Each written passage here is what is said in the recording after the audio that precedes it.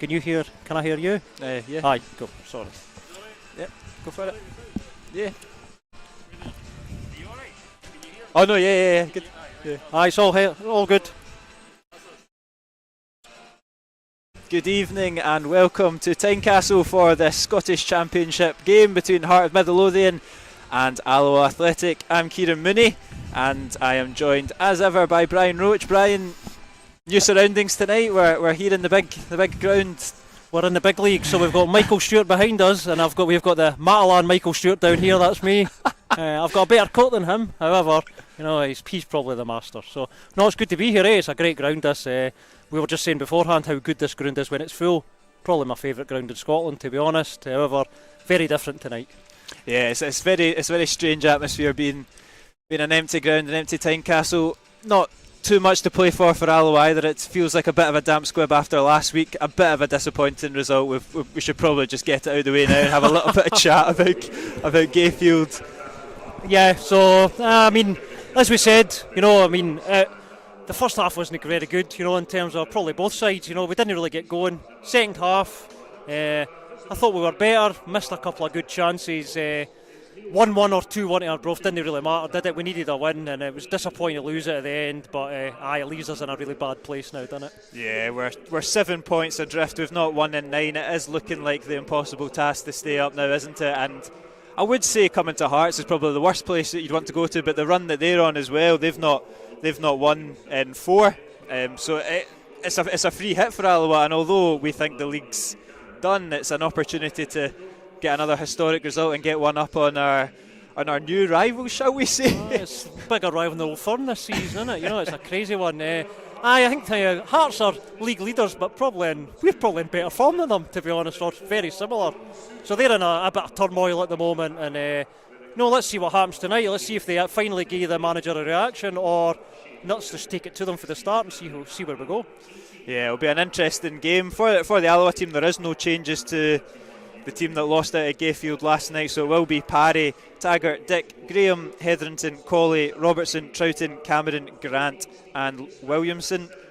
There was calls on Twitter. We do have a live chat tonight for the first time as well, so we might have a wee bit of bouncing between the fans. There was a wee bit of chat that maybe we should have changed the team, but it's no real surprises personally for me that he's gone with the same again. We were talking about maybe bringing in Lee Connolly, who's impressed. Is that really the only one that we could have possibly seen start tonight? When I was driving to the game, that's what I was thinking. The only one I could see was maybe Connolly, but then who do you swap him for? Because I thought Troughton was strong second half, certainly last week.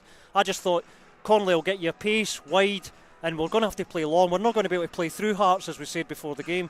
We're going to have to obviously, take a few shortcuts here, and I just think Connolly gives you that out to maybe get yourself up the park quicker. But as we said, Troughton played good second half, scored the goal, so probably merits his starting position again. And a player that we do have facing Hearts that we didn't have last time, and like you say, with the style of football that we are going to be playing, Innes Cameron, he's going to be really important tonight to really rough up the Hearts defence. We've got John Suter starting for Hearts for the first time since January last year, so he'll have a tough night up against Innes Cameron. He'll be right up for it. Well, so obviously Innes is not going to be here next season because he's on loan, so this is a real short window chance for him, because folk will be watching him to kind of test himself against, we would say, decent opposition. Maybe not decent opposition right now, Hearts, but in general, I jest. But also good to see John Suter back from a sort of national team perspective.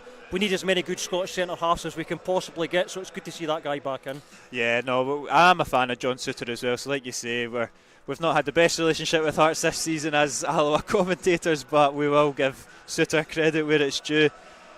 It's looking quite an offensive team for Hearts as well. They've gone 2 up top with Gondoulet and Boyce. Compared to yourself, Liam Boyce, you are the Alloa Liam Boyce. That's right. Who was that said that? I was Adam Kennedy from the Perth to Paisley podcast. Liam Boyce, commentator on WOS TV and up front for Hearts. But I was saying it's an attacking team. They've really got to go for it, don't they? Because they have been very, very flat and poor. And I'm not sure if there was fans outside Tynecastle tonight, but there was murmurings about a wee bit of a protest. There was last week. They've really got to come out the blocks and get over the line. I think 2 wins will do it for them. Not taking into account results elsewhere. So Alloa have got to expect to weather the storm Well, they need a reaction, didn't they? I mean, good grief. I mean, they had Bro Rangers, they lost there. We'll probably talk about that. Totally unacceptable for a club like Hearts to do that. But since then, they've not really gave the manager anything, and the manager's under pressure here. So these players need to come out and play for him. They didn't against Dunfermline, really. Queen of the South, they were all over the place. So they really have to come out, and you would imagine, from a Hearts, certainly from their supporters' perspective, you're not going to get an easier tie than playing the bottom club at home. So, especially when the league, as you say, is they're in the home straight. So they've got to do the business at some point. Let's hope it's not tonight, though. Yeah, exactly. We've secured our first win against Hearts in our whole history earlier in the season. It would be quite something if we could pull it off tonight. Yes. It would definitely put a wee cherry on what has been a tough season for us all. If we could come here tonight and secure 3 points. Yep. So obviously, as you say, it's been a disappointing season, but you know what? We'll be back. So let's just look forward to seeing what we can do tonight. As you say, free hit. So let's see where we go. It will be interesting. Like I say, we've got the live chat up tonight, so I'm going to dip in and out and interact with it. I thought it was really good. The Arbroath boys last week were interacting with fans. So we've got David Rooney saying up the Wasps, and we've got Robert Todd just under him saying I'm on the Jambos, so we've already got it. Oh, Robert Todd, he's a work colleague. What a boy. What a boy Rob is. What a boy. A wee bit of chat there and some predictions as well. Probably not in Alloa's favour. A 3-0 Hearts, which was the outcome of the first game of the season here. It was a tough evening. It was a Tuesday night, similar an evening game like tonight, and Alloa just didn't really get out the blocks. It's always harder these midweek games for a part-time team coming up against a full-time team. Yeah, I mean, obviously that night Hearts won comfortably. Hearts played pretty well. However, what I did say to one of my work colleagues, no Robert, because Robert's a good guy, one of the other Jambos at the Edinburgh side, I did say to him, when you get a double header, because obviously we played Hearts in the Betfred Cup, which was on the Saturday, I think, wasn't it? Right after that game, I says to him, double header never produces the same result twice, and that's what happened. So I was proved right. Magic. Absolutely. Here come the Alloa team and the Heart of Midlothian team, led out by Andy Graham, and Craig Gordon has the armband for Hearts. As the Alloa management staff make their way across the pitch as well. There will be a minute of silence for Prince Philip.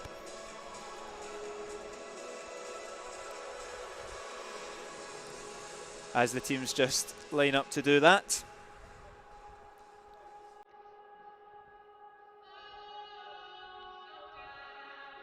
Nobody's told the DJ, but we'll see if they'll come.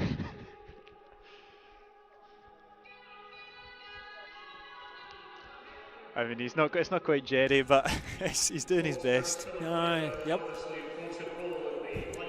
Not quite as thumping rave music as our man Jerry.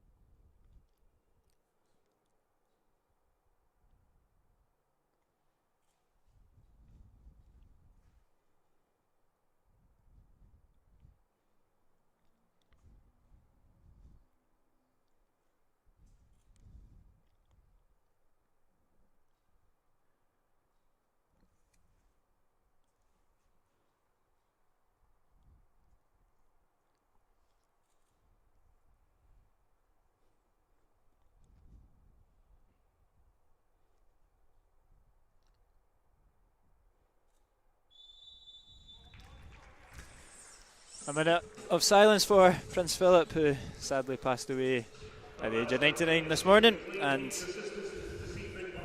now the football will begin. tell you what concerned me there. I think we were the only people on the ground that weren't standing up.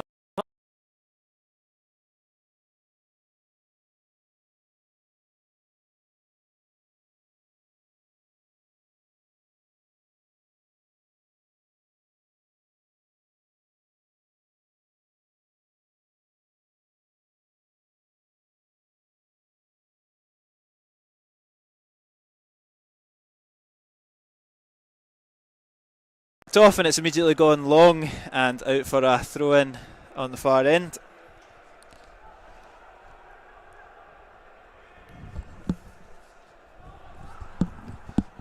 Just taking my mic off because I thought I heard supporters, but it feels like maybe filtering through some virtual fan noise. Seems like it. Through the stadium, yeah. As Andy Graham goes long looking for Innes Cameron. But it's cleared by Craig Halkett. Lucas Williamson picks up the loose ball, and here comes Alan Troughton, hauled down to the ground. Steve McLean says no free kick.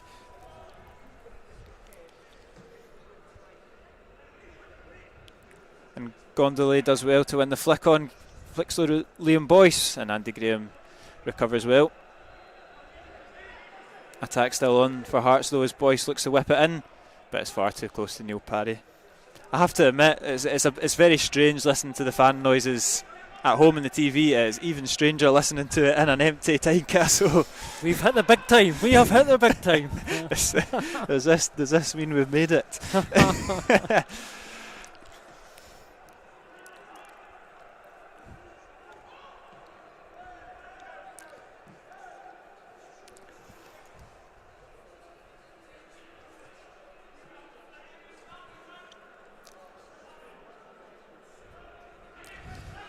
John Sutter with the throw-in, straight to the head of Andy Graham.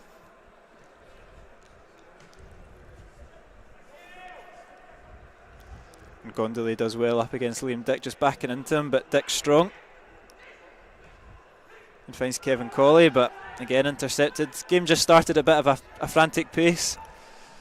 Yeah, I mean, obviously you can see Hearts are look like they're trying to bring your big number 9 into the game. I'm not going to try and pronounce the boy's name. I'll leave that to you. But it looks like he's going to be a handful already. You've seen him have a good bit of physicality with Taggart early on. So looks like they're going to try and bring this big guy into the game. It looks like Hearts have matched Alloa as well with the kind of 3 to 5 at the back. It looks like Andy Halliday's playing left wing back, and Shea Logan, second game for Hearts, is playing right wing back, and they've got that 3 at the back of Smith, Halkett and Suter. So it's like for like in terms of kind of formation. Both teams matching each other up.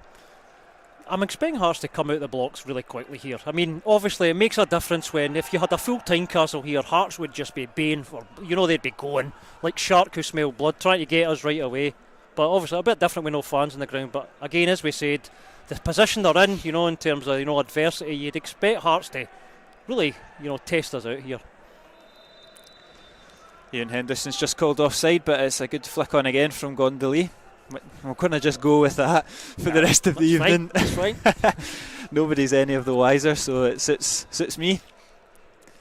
And Neil Parry will take the free kick just on the edge of the penalty box.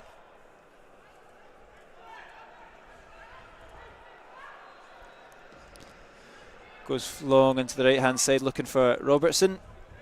Flicks it on well, but it's out for another throw in. Claiming for the free kick on Andy Halliday, but a wee bit soft there.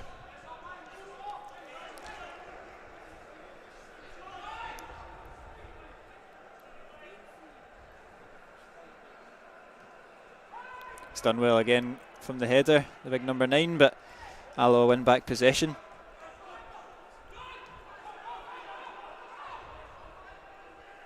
Liam Dick here in defence. Goes long looking for Troughton, but it's wayward and out for another throw in.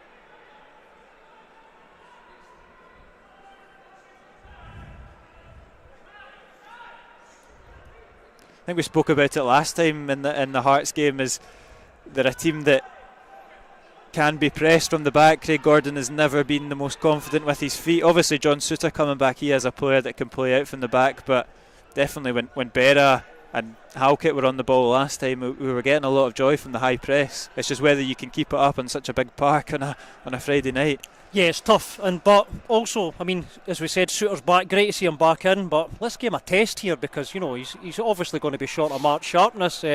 So he's worth testing out. And as you said before the game, Cameron will give him a right test. You're hoping tonight.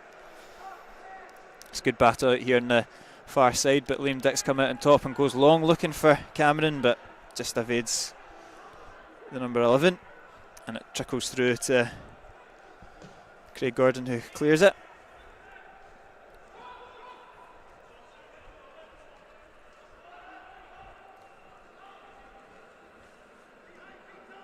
Robertson here in the right back position goes back to Neil Parry, who goes long looking for Troughton, and it's one back goal by Ray Grant. And here's Grant striving forward. There's plenty of white shirts following him, and he plays it down looking for Innes Cameron, and then a combination of a poor pass and a lack of understanding from the striker. But he's won it back, and Robertson's got opportunity to whip the ball in. It's come all the way through to Troughton, who's volleyed it over the bar, and I think he was he off?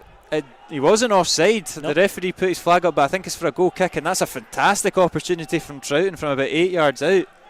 I have to say Troughton's touch was good, but he just kind of snatched at the finish. But we won't get much better chances than that, you would think. But good opening from Alloa, dogged. Robertson won possession back. Let's hope for more of that. Here comes Peter Haring. He's slipped through Ewan Henderson, but Andy Graham for the second time this evening's over with a big slide tackle. He's looking sharp this evening so far as the captain. He looks up for it. There's some good battles on the park here, I'm noticing already. You got Haring, as you say, Haring against Ray Grant and Stevie Hetherington. You got a battle at the back here, physicality at both ends of the pitch. So yeah, this could be quite tasty. As Michael Smith dinks it into the box, but safe into the hands of Neil Parry, who goes long looking for Cameron.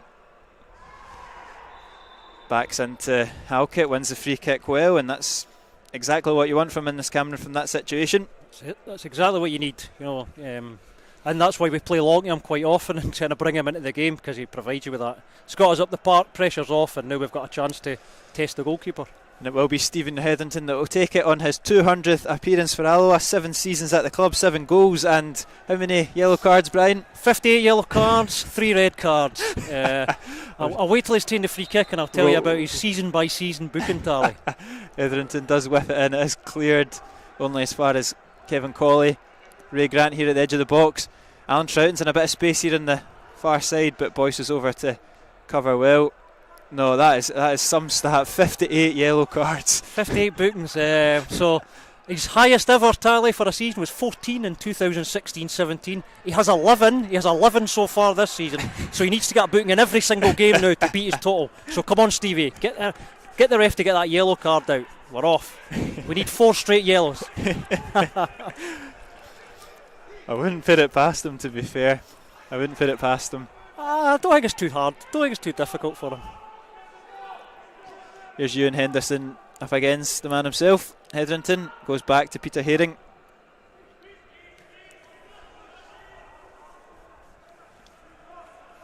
And here's Andy Irvine driving forward. He fancies the shot, and it's very poor and trickles. I think it's deflected off of Ray Grant. Yeah, took a trickle. And it's a corner kick. So I think we should actually give a bit of tribute to Stevie, because he's actually like a really good player. We've kind of just said he's a hat-chip man. No, he's been a fantastic player. It was a tough start to his Alloa career. He did take some time to find his feet, but 7 seasons at the club and Player of the Year in 17-18, and arguably Player of the Year this year as well. As the corner comes in and Glendale heads it over the bar, but no, he's been a fantastic player, and I think he has really stepped up this season with Ian Flanagan. He was a perfect partner for Ian Flanagan in the midfield. It was kind of really classy, and then a big challenger. But this season he has. I think he's stepped up once more and taken his performance to another level. And it's been a hard season for the team as a whole. But I think Stevie can look back at this season positively. I think he's played well. Hasn't had many bad games. Technically very underrated in terms of what he brings. And as you said, he was a perfect partner for Flanagan. He did all the donkey work, so Flanagan could just do his thing. And he covers if a wing back goes forward. He covers. Lots of stuff that go unnoticed, not stuff that grabs headlines. Stevie does, and he does really effectively. Terrific player is Stevie. Shea Logan on the right to Andy Irving.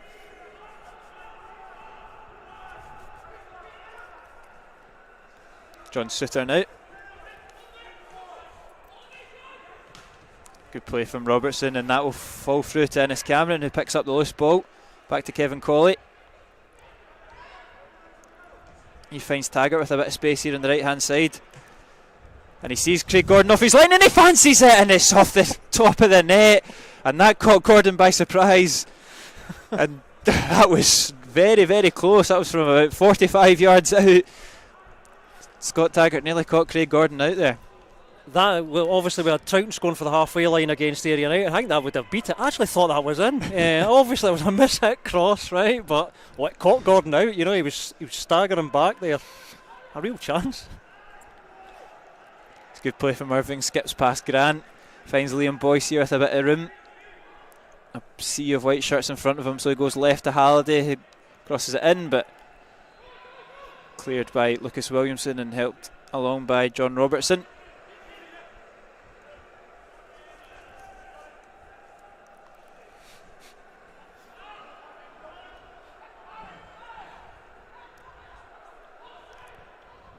And again, Craig Gordon takes a chance there. The fake shot round Ennis Cameron. As Hearts, they're very assured in deciding that they want to pull it out from the back, but there's been a couple of slack passes, and definitely Alloa seemed to be clocked onto it anyway. If Cameron had just been a wee bit more alert there, and I don't blame him for switching off because he thought it was gone, but if he had just switched on a wee bit there, he might have been in. You're right. They are. They're a bit lackadaisical at the back here, Hearts, so far. Good play from Glondley though, as he shows his strength and gets into the box, but it's cleared though from Andy Graham once more, and it's a corner kick from Hearts that Andy Halliday will come to take over, to come and take. It does seem that all the threat is coming from the big forward for Hearts. He does definitely seem to be the outlet. 5 goals in 11 games for Glondley. Halliday takes the corner shot to Herring, gets it back off of his midfield partner, looking to find a way around Kevin Colley. Does well, backheels it to Logan, but eventually cleared by Lucas Williamson. And Colley will battle that out between Halliday.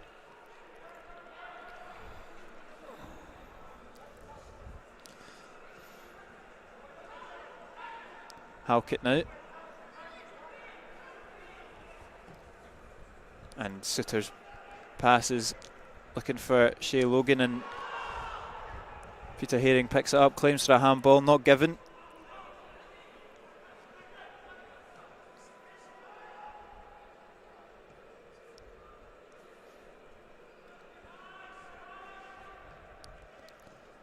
It's good first touch from Liam Boyce, but intercepted by Hetherington, and Alloa have possession. Neat passage of play gets them out of a tricky situation, and it's out for a throw-in.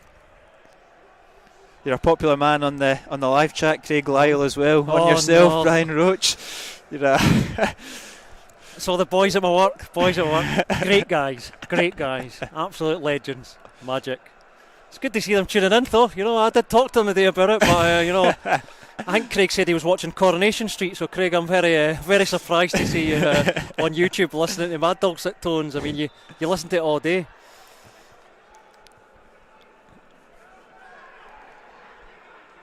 No, the live chat it's a good wee feature.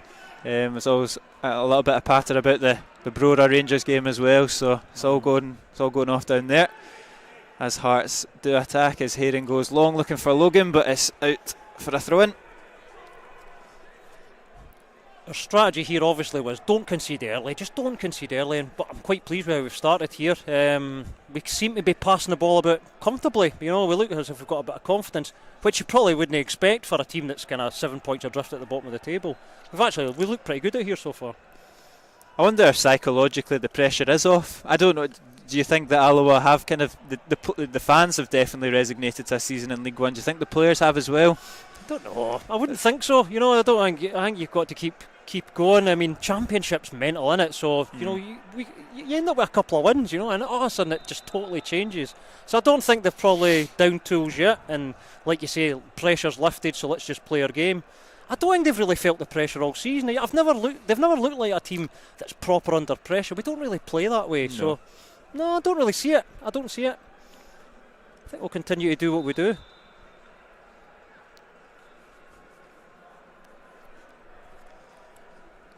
I'll need to look at the live chat at half time, see what's been going on there. No doubt I've been getting abuse.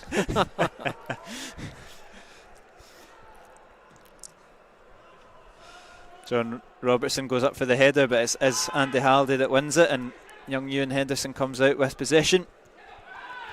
But Hetherington with his first challenge of the evening, and nice. Kevin Colley skips past Peter Haring there.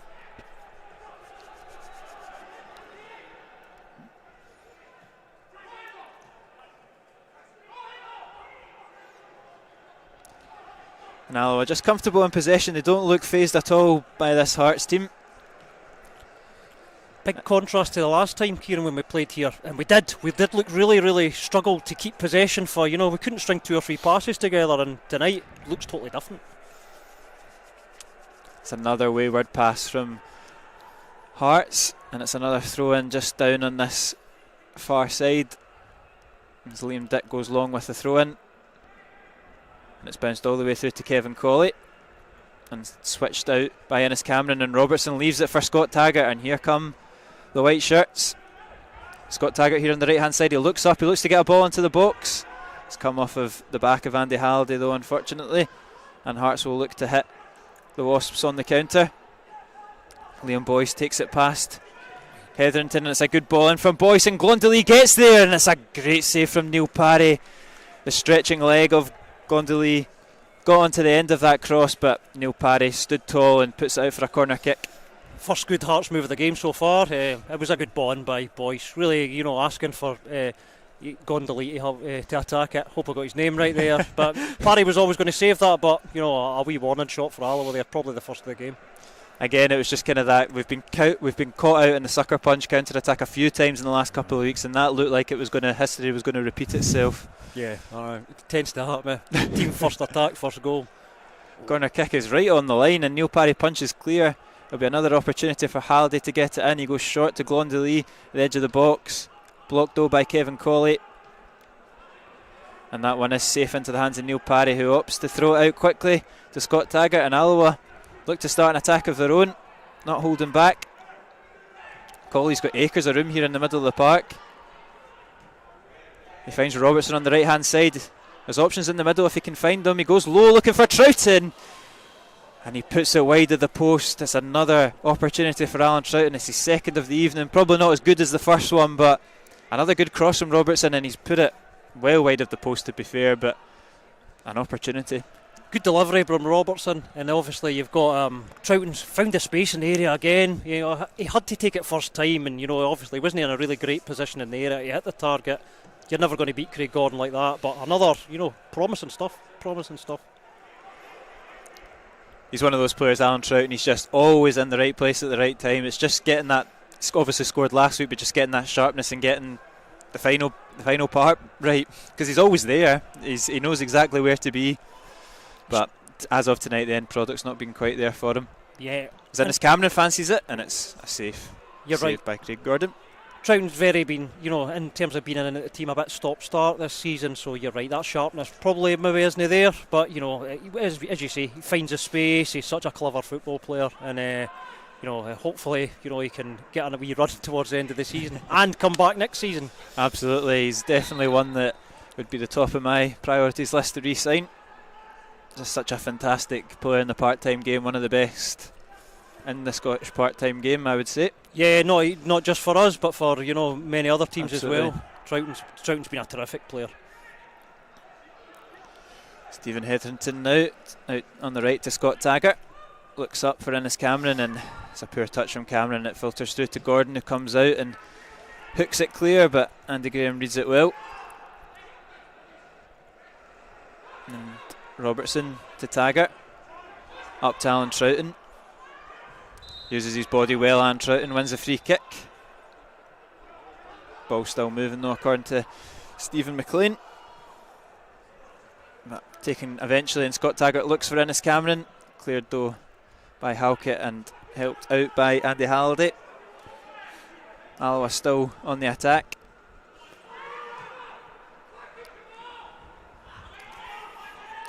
Stephen McLean is the referee this evening, his third Hearts game of the season. The previous two have been 1-0 Hearts wins, both with a winning penalty. So let's hope it's not third penalty and third 1-0 for the home side. Yeah, was McLean not the ref that there was a big stooshy about last week? Yeah, so I'm surprised that he's. If Ian McCall had anything to do with it, he would not be refereeing for the next 4 or 5 weeks. Yeah, he was pretty animated, wasn't he, on that BBC Radio podcast? Between Ian McCall and Stephen Presley, it was. It was some phone in on BBC Sports Sound on Tuesday night or whatever it was. I mean, we'll talk about the content of Presley's, but obviously that'll interest Hearts guys. But I just like the way he just got progressively angry. His voice just completely changed into one of pure rage. The slams on the table got louder and louder. I was just like, I'm just kind of thinking, I wouldn't like fight this guy because like just the way he kind of just slowly he just seemed to be quite objective, and then he just went so angry. I just thought, oh man. It's a tough time. Must be a tough time being a Hearts fan, being 11 points clear at the top of the table. It's tough going for them. Hard times, really hard times. Having said that, yeah, we are, I do understand. It's very understandable. I mean, we were talking about Brora Rangers and they lost. It's disgraceful. We went up to Brora. You'll remember, I think 2015 maybe earlier. Jeff Mitchell scored the winner. Yeah. Great trip, man. Great day out, But we won 1-0 there. Not a great Alloa team. We won 1-0, and even then I thought we were lucky to win 1-0, and that's a bit embarrassing that we only beat them 1-0. But for Hearts to go up there and lose, no, it's just. There's upsets in these circumstances as well, when the Brora have not even got a league to play in. No, it's ridiculous. It shouldn't have happened. And the manager was quite rightly, absolutely pillared for it. That's what happens. And you can talk about having no fans in the ground, as much as you want, but I think Robbie should be count himself quite lucky. There is no fans in the grounds. I don't think he'd get out of stadiums alive sometimes, and his players. Some of the performances they've put in. However, as you say, they're so far clear at the top of the table, so it's hard to really criticise that much, but has been underwhelming for them this season, Hearts. They should be scoosing this championship. Yeah, with the signings they've made, as Liam Boy strides forward, he fancies the shot, but Hetherington nips in and pickpockets him before he has an effort. And the ball's forward to Innes Cameron, who holds it up well. Forced back, but keeps possession and finds Scott Taggart. Cool and composed as ever. Knocks it back to Neil Parry. Neil Parry takes a bit of a risk looking for Ray Grant, and eventually smothers the ball, but only after the second attempt, and that's not risks. We were talking about Hearts playing it out from the back. Alloa certainly don't need to be taking risks like that away at Tynecastle. Yeah, I mean, Neely's never going to get a game in Pep Guardiola's team, is he? The way, but it sure as hell wasn't pretty there, but he gathered the ball in the end, so yeah, but it was a bit of heart stopping there. It's Craig Halkett now in possession for Hearts. Michael Smith goes long. Well read though from Liam Dick.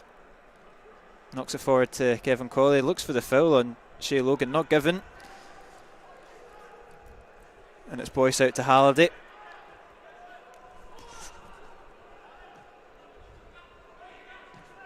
Suter switches it over to Halkett.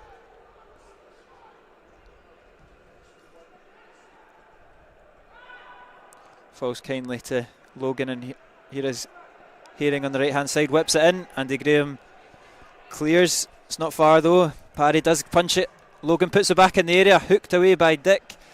and cleared from Stephen Hetherington.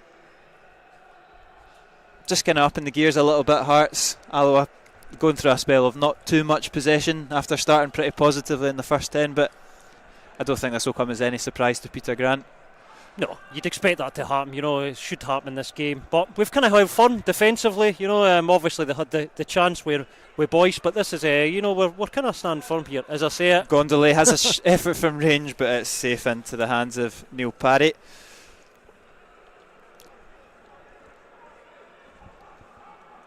And Alloa do have a bit of possession, but they decide to go long, looking for that run of Innes Cameron again. He'll chase it down, put pressure on Halkett, but it'll trickle out for a goal kick. That's another thing I like about Cameron. So you get your big striker, and he's always your focal point that you aim for, but Cameron never stops running. For first minute to 90, minute 90, he's still charging, chasing lost causes. That's a great quality to have, and it's not a quality a lot of strikers have, that will just chase lost causes all the time, especially, sort of taller, more bigger physical strikers. Yeah, he's been like that since the day he came in. Ayr United away in his debut. He hadn't played football all season, and he was chasing it till the 90th minute, and he was absolutely exhausted. As Boyce goes in, and Liam Boyce fires Hearts into a 1-0 lead. Andy Halliday threw ball into the box, and Liam Boyce floated in there and fired it into the top right hand corner. It's a goal out of nothing. It came out of nowhere, but Liam Boyce with a 12 goals this season, and he's never missing that.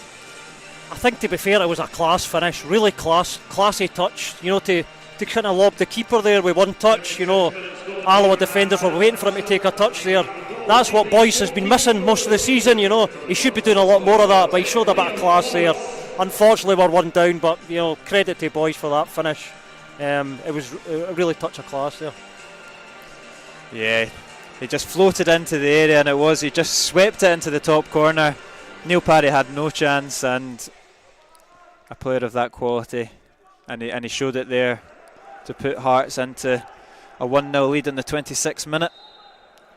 I mean, your natural reaction as a striker is probably to kind of take it to the left there and maybe try and put it in, round the keeper, but no, he just stabbed it over him with one touch. Pretty good, credit where it's due.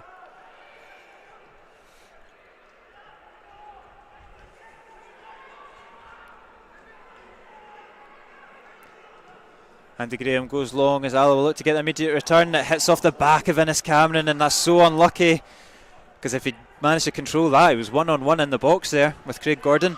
But it's a throw in for Alloa high up. Decide to take their time over it, get Scott Taggart over to the throw-in, but so unlucky there from Cameron. Yeah, hit the back of his heels, and even then Troughton kind of nearly followed up in the layoff when he was bursting into the box, but we've still got a chance here with Taggart with a long throw.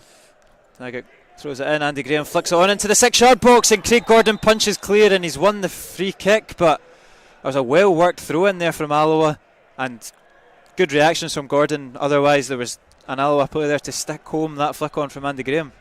Yeah, he kind of put his body where in a dangerous place there, Gordon, and I think he took a bit of a thump, but if you remember Gordon's kung fu kick at Celtic Park against Greg Spence, I've no sympathy for the boy there. Maybe somebody will lay one on him again. I'm just joking. I really like Craig Gordon. I like him.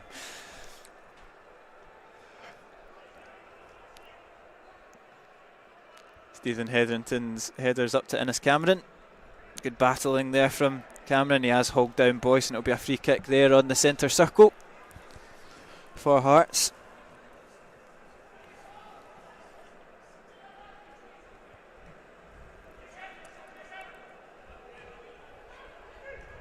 Yeah, I think we saw how much Hearts crumbled when Craig Gordon went away for a couple of games in the Scotland camp. They obviously lost to Brora and then conceded 3 to Queen of the South. He came back last week for the game against Dunfermline, and obviously they didn't win, but it was 0-0, and I think they had Craig Gordon to thank that it was 1 point and not 0 points. I think Hearts, you generally hear from Hearts fans that Gordon's get them 10 points this season, and that's how valuable he's been. Your great keeper will always do that, but Gordon, shouldn't be playing in the Championship really, even though he's, getting on. He's been obviously a great signing. Robbie Nielsen, recruitment's probably not been great, but you got that one right. Let's give him credit there. Yeah, absolutely. He's worked his way back into the Scotland squad and been Hearts' Player of the Year, which is not bad for a goalkeeper of a team that has 11 points clear. It does tell you something, absolutely. And even in the Scotland, when he played for Scotland, I think it was the last game of the 3, wasn't it? He played, and I thought he had a really good game, I have to say. Against, who did we play last? Faroe Islands. He Islands. made a fantastic save at 1-0 from range. Yeah, maybe I've over-egged that a bit. I think you could put me in goals against the Faroe Islands, and it might be not too bad. It's a long ball over for Innes Cameron. He does well to win the header, knocks it down to John Robertson here on the right-hand side. Robertson puts it back into the area. Williamson's at the back post. Is it going to fall for Troughton? It doesn't. Williamson still battling against Smith. Fires it off of him. Wins a throw-in.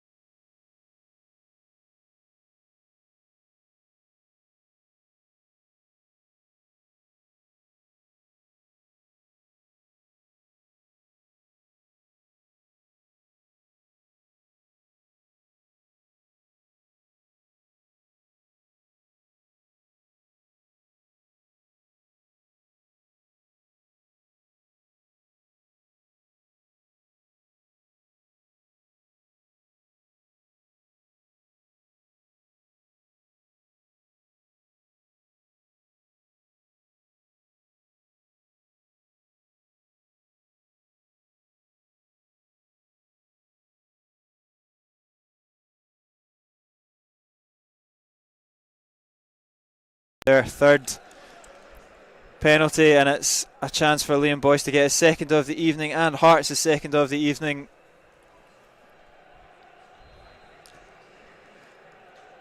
It's a familiar sight. Boyce against Parry from the spot,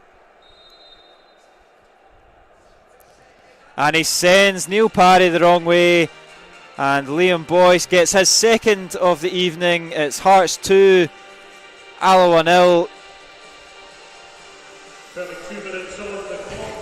Not a penalty for me. I mean, it didn't look like one for here anyway. Obviously, we're quite high up, but it's a terrific run from Henderson. It was like a George Weah-esque run back in the Serie A back in the day. Obviously, Parry comes rushing out. You're always asking the ref to probably make a decision there. Didn't look like there was much in it, and unfortunate, but it was a good run by Henderson. If this continues like this, we'll just have a laugh second half. if there's a few more going. We've played okay. Alloa have started well, but like you say, if the game does get out of hand, we've got 58 yellow cards of Stephen Hetherington to talk through in the second half for you. Yep. I've got quite a few earmarked that we can talk about, but we've played okay here. It's a shame. It was a good passage of play from Alloa just before, and it was just like we were talking about the sucker punch counter attack, and it was just Ewan Henderson floating past Alloa players. They couldn't get a touch in until Neil Parry maybe didn't get a wee clip on the boy, but it was unfortunate. And Liam Boyce, he missed the penalty in the game last time out at Tynecastle, but he made no mistake from the spot this time. I think Miss was generous there. He skied it, didn't he? Yeah, he ballooned it. But here comes Scott Taggart, a cross of his own. It's to the back post, and it's evaded everyone, and Shea Logan will eventually see that ball out for a throw-in on the far side.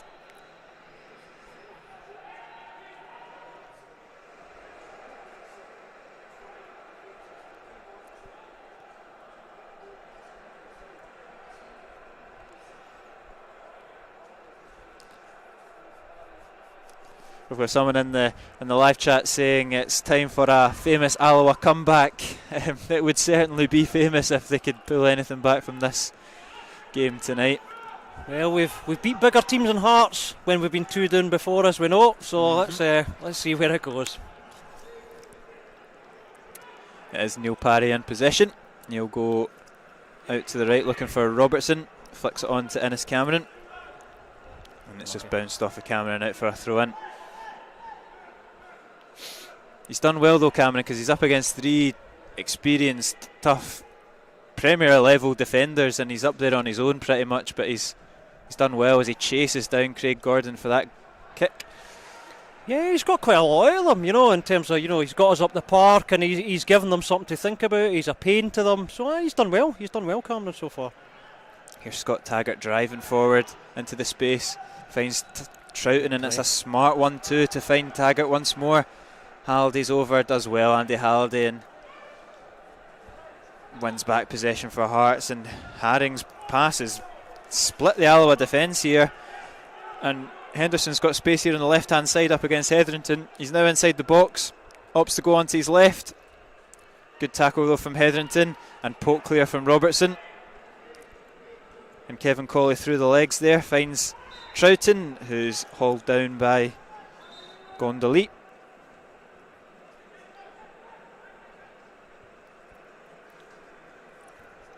And there's a couple of bodies down for Hearts in the box. Henderson walking a bit gingerly, and Peter Haring just getting up from that tackle from Robertson.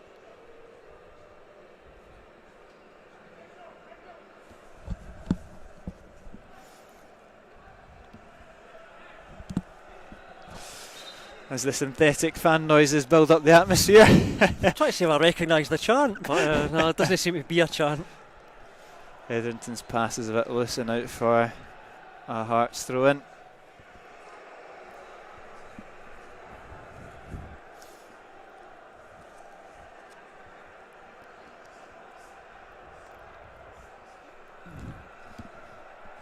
I have to say we're losing, right? We're losing 2-0, right? It's not great. It's not great in terms of that, but I'm really enjoying sitting up here. This is great, isn't it? We've never been to an away game. This is the first time at a football ground other than the Rex all season, and this is terrific. What a view we've got at the game. It's like playing the PlayStation or something, isn't it? It's unbelievable. Like we said earlier, a fantastic stadium, and to finally get an away game it's great. And if we score, we could potentially get a bit rowdy here, Kieran, and get ourselves chucked out. We might as well, especially if it's maybe 3 or 4-1. Yeah, we'll go out with a bang. Why not? As Shea Logan has a little bit of space here on the right hand side, but Hetherington's over and puts that ball out to the car park.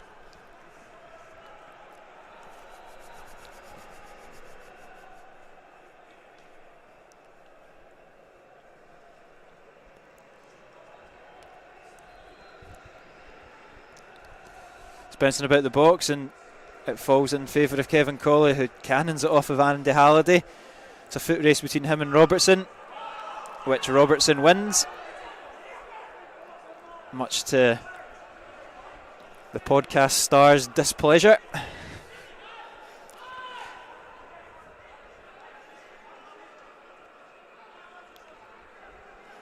I've not really listened to Halliday, but apparently he talks okay on these podcasts. You might be able to tell me more. Yeah, no, I do listen to him quite a bit. He is very knowledgeable about the lower leagues and about everything else, and he does speak quite unbiasedly, which is quite surprising. But no, he comes across really well, and he's done well. And now I think he's an official media partner for the national team, coming up to the Euros as well. I think there's been a few qualms between Hearts fans whether it's affected his performances on the park, his media work, but I don't see any problems with it at all. And if what the guy does outside of training is absolutely no problem. As he drives forward now looking for a cross, it's a decent ball in, plucked out there from Neil Parry, but I think that's just nonsense, right? So while Halliday's doing that, all his teammates are probably sitting playing PlayStation, eating crisps, stuff like that. Sometimes I think some of that stuff's nonsense.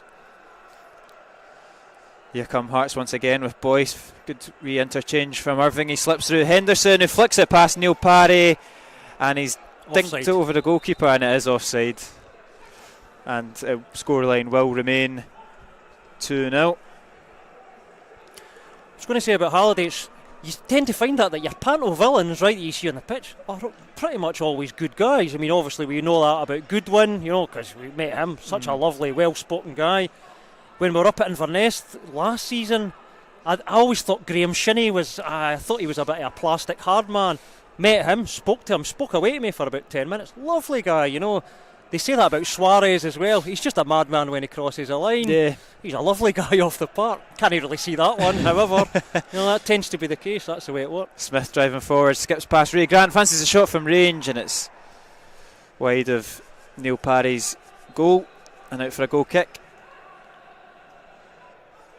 No, I don't have any problems with Andy Halliday looking at pastures new and getting into the media game, and he's obviously got a flair for it, so no problems at all.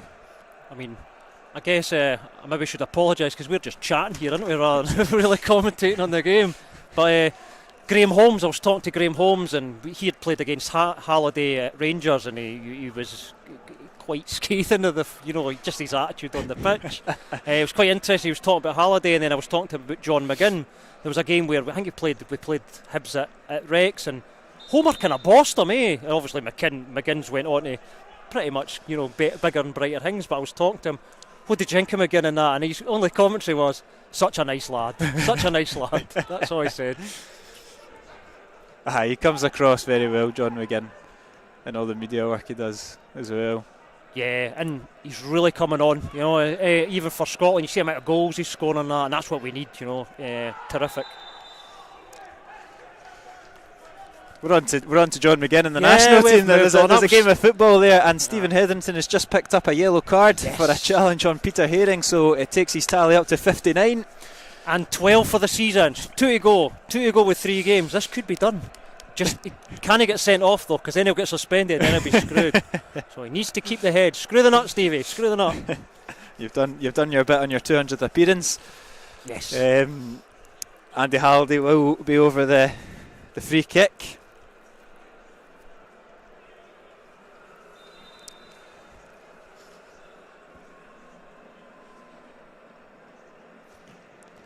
And it's a good ball into the box, but it is cleared from Alloa.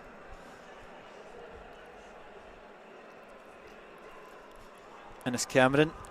Holds it up well, shrugs off Andy Irving and beats him on the turn. Heads down that line, but it's a good challenge from Irving, and they'll keep it in with Logan and Cameron cutting a frustrated figure. I'm not sure if it's at his teammates or at the referee, but he was just really running into a lost cause there, but he did well. Great turn, and he moved quickly up that flank. Brilliant striker, Cameron. Brilliant. Don't know where he'll go in summer, but he's bound to. If Kilmarnock should give him an opportunity there, but if not, he's going to be a real player, I think. Absolutely, he's done very well since signing on Alloa. And what could have been if it was a signing made in October? Well, we tried to get him, obviously, but Ayr took him and benched him for 3 months. That's just the way it is. But no, I mean, we talk about Ray Grant. Oh, he's offside. Ray Grant looking for Innes Cameron there with the long ball, but he's just caught offside. We talk about Ross Stewart, who obviously came and now he's at Sunderland. He's really taking off. Cameron, for me, looks as good as, maybe even better than Ross did when he was here. So, I expect big things for him in the next couple of years. Craig Gordon goes long with the goal kick. Andy Graham wins the header, but only as far as Boyce. And the ball's just bobbling about in the air a bit, and it's collected by Liam Dick, who's again being hauled down by Glendale. His second or third foul of the evening. As we approach the half-time point. Alloa in possession here in defence. Scott Taggart to Hetherington. Robertson goes back to Taggart. Takes it onto his right, looks to go long for Cameron. Takes it down well on his chest and finds Alan Troughton. And the ball just evades him, but Alloa do win the throw-in.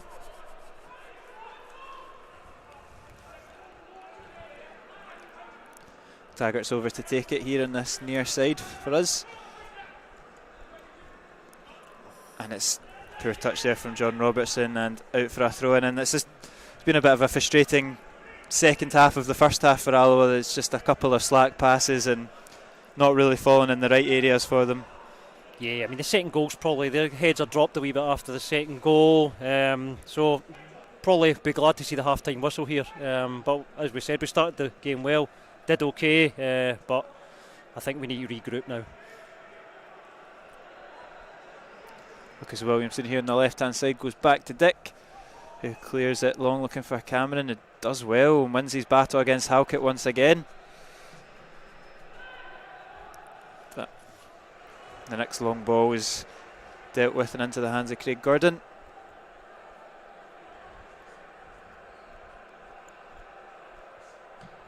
It goes high with the goal kick.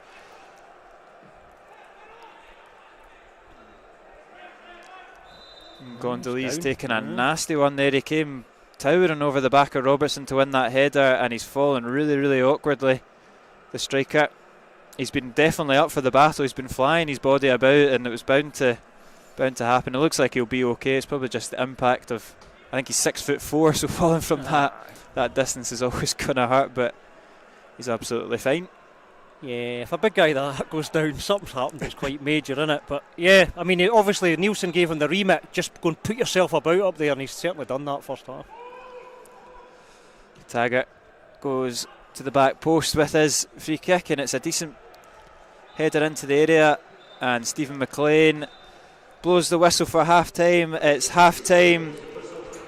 Hearts 2, Alloa 0.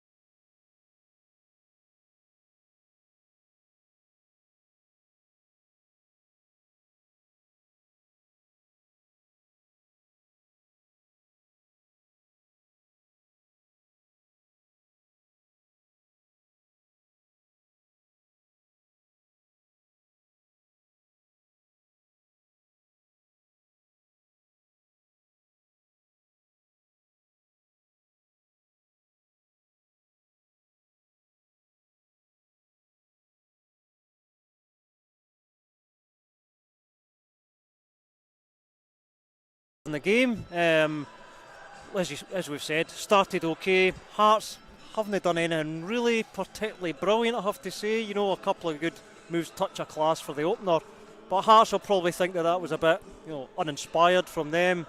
Hearts probably just slightly the better team, but I don't think we deserve to be 2-0 down in this game, I have to admit. No, Alloa have had a few chances and both have fallen to Alan Troughton. The one at 0-0, it was a fantastic crossover. He controlled it beautifully on his chest, and he had the whole box to himself really, and he just scuffed the shot over the bar. He had one at 1-0 as well, maybe not quite as good an opportunity, but he took it first time and it was well wide of the mark. But they'll look back at that one, especially that first one, and Troughton, a player of his ability, will be very disappointed that he didn't at least challenge Craig Gordon. No, correct. I mean, we've got to make the keeper work here, because as we said, Craig Gordon, top class goalkeeper. It's going to be hard to beat him, but we really have to make him work, and we haven't really done that yet. But hopefully we will second half, and at least get a bit of confidence back for a good second half performance. Yeah, absolutely. We'll just take a quick 5-minute break. We'll let you listen to the tones on BBC. You can unmute your television for 5 minutes, and we'll be back in 5 minutes with coverage of the second half here at Tynecastle.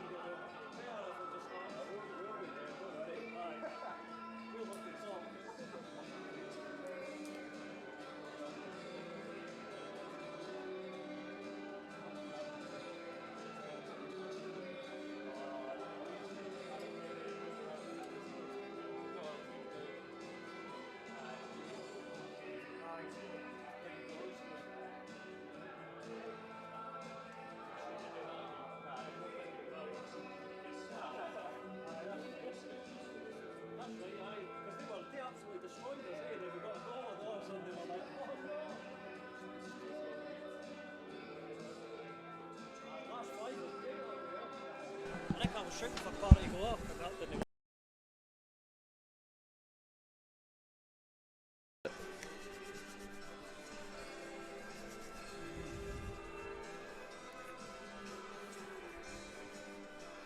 Yeah. Welcome to the second half coverage of Heart of Midlothian against Alloa Athletic. Hearts are out in the field already. Here come Alloa. Andy Graham just standing at the tunnel and rallying the troops as they come out. Doesn't look like there'll be any changes at the break for either side. It's a tough half for Alloa, but we were just talking literally a couple of minutes ago off air. We were in a similar position at the Rex, 2-0 down, not in the game at all. We get the goal through Kevin Colley and we had them rattled for a bit. Yeah. Obviously we lost the third when Neil Parry went up for the corner, but it's still there. It's an uphill, it's a mountain really to climb for Alloa, but next goal's so crucial. It's that old cliche, isn't it? Yeah, I mean, let's do it again. I mean, if you can get a goal here, it changes the game significantly. So let's give them a fright. See if we can give them a fright second half. I'll be quite happy. Let's test them a wee bit. And that's the stadium announcer just confirming that there's no changes at the break as Liam Boyce stands over the kick-off for the home side. Well, and if you were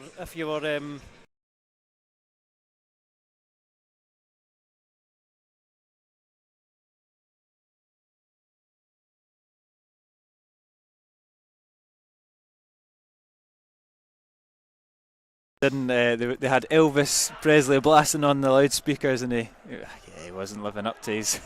No.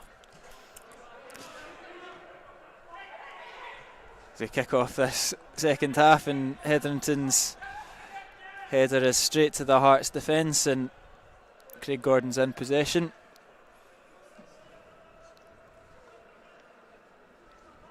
It's a good ball up to Glondoley, who does well to control it, brings Boyce into the game, and Halliday here on the left hand side drops it back to Suter, finds Herring in space in the middle. He switches it out to Michael Smith. Forced back though from Lucas Williamson.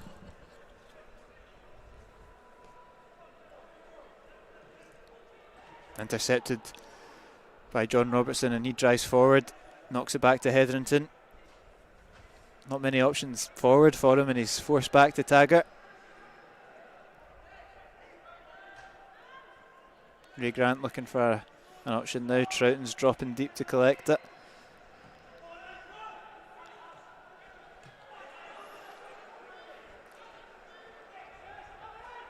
Andy Graham back to the goalkeeper, and he'll go long looking for Innes Cameron, who was offside. It's not going to find him anyway, and it's trickled back to Neil Parry. I think that passage of play there, Robertson had taken it quite well. Alloa looked like they're on the counter attack, but they just couldn't break the lines, and we don't want to keep talking about him, but that's where someone like Ian Flanagan's so in his element. Yeah. He's the glue in between those two, kind of the midfield and the attack, the defence and the midfield, and just seems like there's a body missing in the midfield as they look to build up any sort of momentum. I don't know if it's because we're kind of in a bit of a precarious position in the league, or it's just. But I think the grieving process for Flanagan might take significantly longer than our standard player. Maybe a couple of seasons before we actually get over it and the job he did for the team. When he's not been here this season, you've really seen just how good that guy was for Alloa. Yeah, definitely been a much bigger miss than anticipated. Probably we all knew he was a fantastic player, but like you say, when you take him out the team, that's when you start to really appreciate what he did for that side. He was the glue. He did piece everything together, and final piece of the jigsaw really, and it feels like that's the missing part this season. I mean, even when you played against other teams, Flanagan could come here and he would be the best player on the pitch, right? I just couldn't believe that other teams didn't come in for him. You didn't really hear him raved about, outside kind of the wee Alloa bubble, which was great for us, but I just couldn't believe that teams like Dunfermline or even, obviously Wraith Rovers are up there now, but sort of teams, full-time teams a bit level above. Don't know why they didn't go for him. It's a good ball in from Taggart, and it's come off a Hearts defender, and it's wide of the mark, and that's not too far away, and Gondoli has stayed down once again, but Alloa will have the corner kick that Taggart will go over to take. It was a dangerous ball in there from Taggart. Good delivery, asking to be attacked.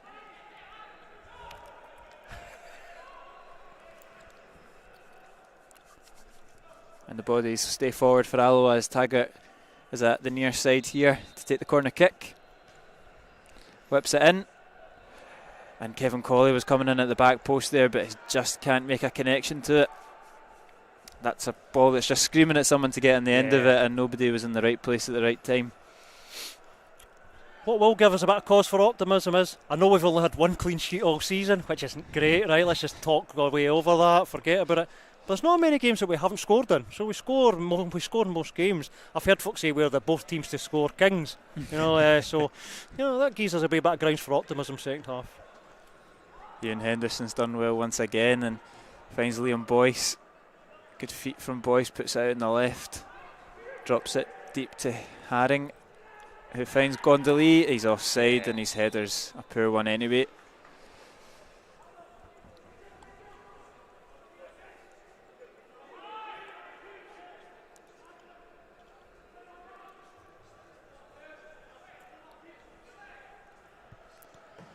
Neil Parry goes long looking for Innes Cameron. He flicks it on well, and here comes Lucas Williamson down the left hand side here. That's a great ball in from Williamson, just on the edge of the 6-yard box, but again there's no Alloa players lurking there. As Henderson flicks it clear to Haring in the centre circle. He's looking up, he's looking for that option. He's looking for Henderson once again. It's a fantastic ball from Peter Haring, and Ewan Henderson clips it past Neil Parry. And it's an absolutely superb assist and finish there from Haring and Henderson, and Hearts storm into a 3-0 lead. And you've just got to take your hat off for a goal like that. It's a tidy pass there from Peter Haring, and another neat finish from Henderson. Yeah, I mean, Henderson's pace was good there, but Haring's pass just slices open like a hot knife through butter. Terrific pass, and you can't argue with the finish as well. Good goal by Hearts. And Alloa's night goes from bad to worse as they fall to a third goal. He's been a thorn in the Alloa defence, Ewan Henderson, tonight for sure, and scored in the last game against Alloa as well. Right.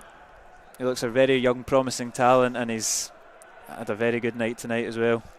And you're kind of hoping that guys like that really get a game next season, and Hearts bring these guys along rather than, as we said, I'm not having a go at Shea Logan, but signing kind of guys, of that ilk where, they're probably on a reasonably good wage, and you're bringing these guys in, kind of more journeyman type guys. You want to see these young players progress, and he looks a real prospect, as you say.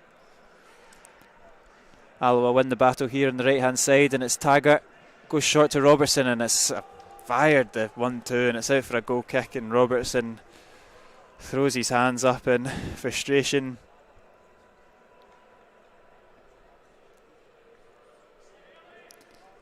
It's a lot of football to play. It's another 40 minutes with this Alloa team, 3-0 down at Tynecastle. It's after a full day at work in 40 minutes here. It's going to be a tough second half for this Alloa team. At least it's Friday night, Kieran, we're not doing anything tomorrow. But I think you're right. I think perhaps I might be in the tiny arms round the corner by now if we weren't, doing the old audio commentary. If it was open. Here's Ewan Henderson, skips past Liam Dick on the right hand side. He's given him a real rough time, and he fires it into the middle, and Irving's shot saved by Parry, and the rebound is fired home by Liam Boyce into the roof of the net, and Liam Boyce has bagged his hat-trick. 14 goals for the season for the Hitman. It was good play again from Henderson on the right hand side. The original shot was well saved by Parry, but when it fell to Boyce, he made absolutely no question about it and slammed it home for his third of the evening, and Hearts' fourth. And it's really getting out of hand now. It's Hearts 4, Alloa 0. Yeah, it was a good finish. But I think we look a beaten team now, definitely. Hearts have came to the blocks, finished this game off. Game stone dead. 52 minutes gone. So, yeah, we look a beaten team now. We're making a change, it looks like. Looks like we're bringing somebody on. Yeah, it looks like Innes Murray will be entering the Free for Lucas Williamson. It will just be that switch. We did it at Gayfield last week. Liam Dick will go out to left back. We'll go to a flat back 4, and Innes Murray will come into the midfield alongside Hetherington, and or just a little bit further up than Hetherington and Grant on the left hand side here.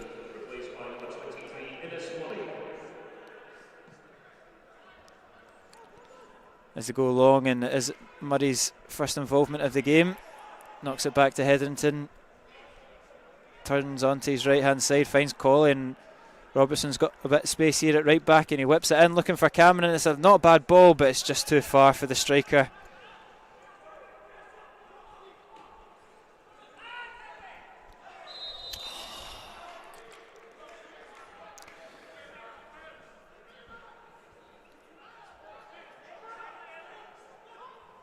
And Hearts have a free kick here. Michael Smith takes it, knocks it back to centre half. And Hearts have possession here deep into their half, and they're finding lots of room here. Andy Irvine picking it up. Peter Haring finds Boyce in the middle, who turns. He's got plenty of space to run into. Finds Irving. Intercepted though this time by Taggart. We'll just keep coming at Alloa though. It's Shea Logan here on the right hand side. Whips it in. He's found Halliday on the left hand side with a bit of space. Clips into the box. Cleared well though by Taggart.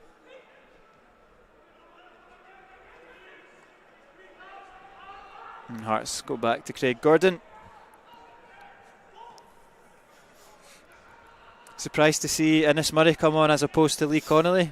Obviously he's been the man in form. Does it really matter? I think they could bring on Kieran Mooney and Brian Roach, to be honest. You know, it's kind of, that's the situation we're in the game. You know, you're a far better player than me. Let's just, you know, you're in a different class than me. But yeah, I mean, you probably might have put Connolly on for that wee out ball as we talked about, but the game's dead and buried, you know. And I think what we need to do here now is, it's a comfortable win here for Hearts, as we know. Let's just make sure we don't make this an embarrassing one. I mean, I remember Cowdenbeath losing 10-0 here and stuff like that. Don't think that's going to happen by any stretch of the imagination, but let's try and make sure we don't concede many or indeed any more goals.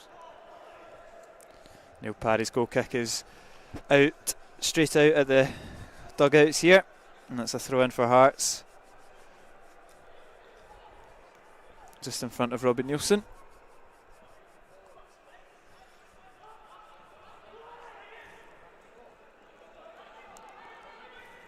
And Craig Gordon switches it out here to the right hand side. Intercepted by Hetherington, who looks to go long, looking for Innes Murray, and it will trickle through once more to Craig Gordon, a familiar sight here in this game.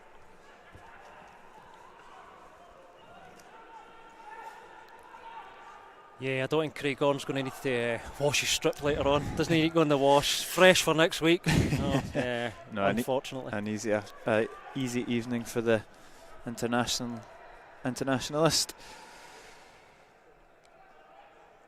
As Ray Grant battles out here on the far side. Loses out to Haring. And again, possession back safely with Craig Gordon.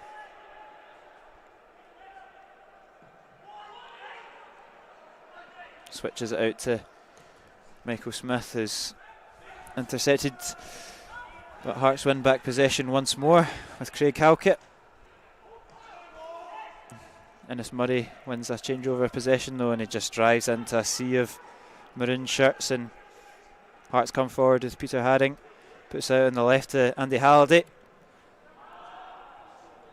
You can see Hearts playing with much more. They did have a shaky start to the game in the first kind of 10-15 minutes, which is understandable when you've not won in 4 games and the pressure's on, but you can see them playing now with much more ease and confidence now that they're a couple of goals to the good.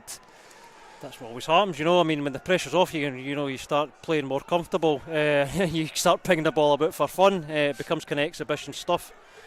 Might be good for Hearts' confidence moving forward in the last few games. Don't think this score, regardless of what ends up, will convince the fans that the corner has been turned by any means. But yeah, they're actually starting to play with a bit more silkiness to them. They are 2 wins away from being declared champions. They can be declared champions tomorrow if both Fife clubs lose, but It's all done by the singing, I think. Yeah. As Ray Grant's pass is intercepted by Peter Haring at the centre circle, he goes on the right to Gondoli, but it's come off his back of his foot, and Alloa win back possession here. Kevin Colley switches it out to Robertson at right back. So you can see what great view up in the stand here, so you can see what's happening here. So when Haring's getting it, you're seeing that Boyce and usually Henderson are kind of just splitting up Taggart and Andy Graham, and it's really difficult to defend against that. Haring's just slicing us open through those lines. And they've given possession right back to Haring, and Hearts have got the ball once again at the halfway line as Halliday finds Boyce. He's tripped by Stephen Hetherington, and it's another cheap foul to give away. As Hearts make their first change of the evening.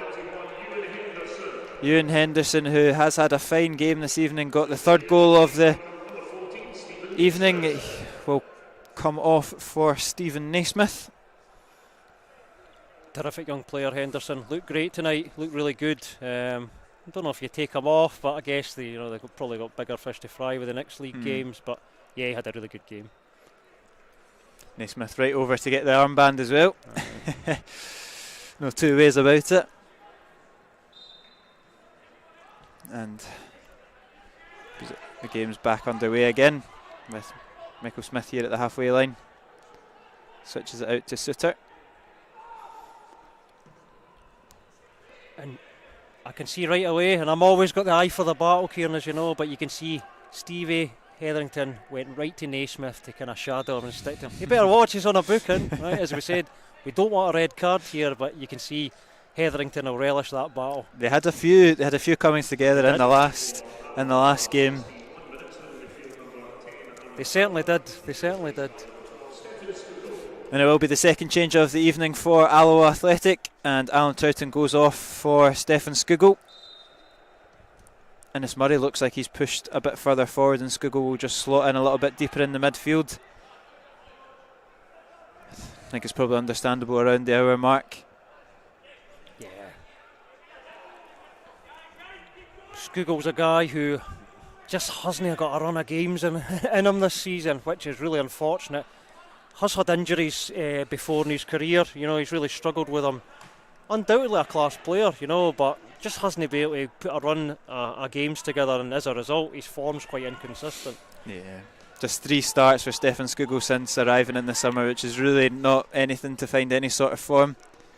As the ball gets put on the right hand side to Shea Logan, he flips it in, and Liam Boyce nearly got his 4th of the evening there. The flick on header has actually stayed in, and Hearts are still in the attack. It's Andy Halliday at the edge of the box, and that's a wild effort from Halliday, and it's out for a goal kick for Alloa.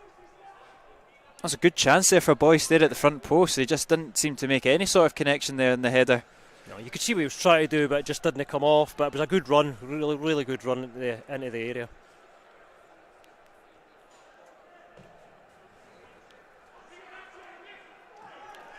Neil Parry's goal kick goes straight out for a throw in here in the right back position for Hearts.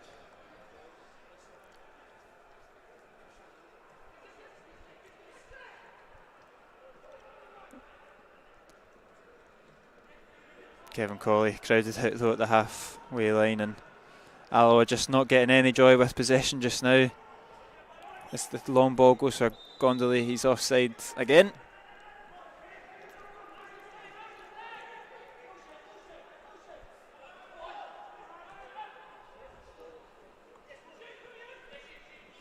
Shea Logan's neat back passes found Irving, it's whipped in, and Taggart helps that out for a throw in.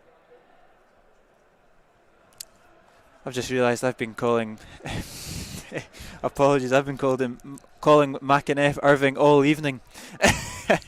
And it's Aaron McInnes, so apologies there. It's only taken me 63 minutes to realise. Usually you get some clown that gives you that corrects you on social media somewhere. So ashamed you've not received that yet. These things happen,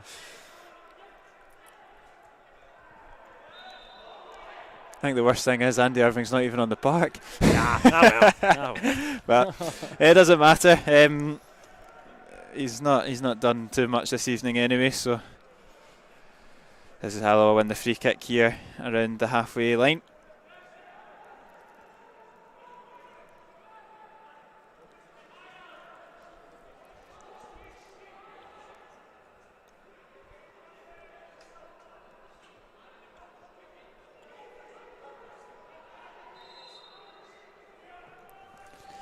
Corner kick goes in and it's cleared from Peter Haring. Stefan Skugel battles it out well with Logan. Hetherington puts it back into the danger area. Skugel picks up the loose ball. Can't quite get a shot away. And Kevin Colley's had his pocket picked as well. Looks like he took a sore one there. But Hearts will counter-attack with Halliday here on the left-hand side. Finds Stephen Naismith driving into the box. Cuts it back to McInnes and intercepted from Alloa. As Kevin Colley walks over to the physio who's come out the dugout. I'm not quite sure what happened there, but he doesn't look too comfortable anyway. Looks like he's holding his stomach or the top of his thigh. Or his arm even. It's his arm. Yeah, he seems okay. Say that, he's probably broken and he's coming off, but no, he seems alright. Doesn't seem... There's a little bit of movement there on the Alloa bench. Lee Connolly is making his way down the stairs, as is Liam Buchanan. But looks like Kevin Colley does want to continue. Meanwhile, Hearts have pretty safe possession here with Michael Smith at the centre of defence. And Kevin Colley is back on. Hearts go along looking for McInnes. He's taking it down well and it's a tidy finish, but he's offside.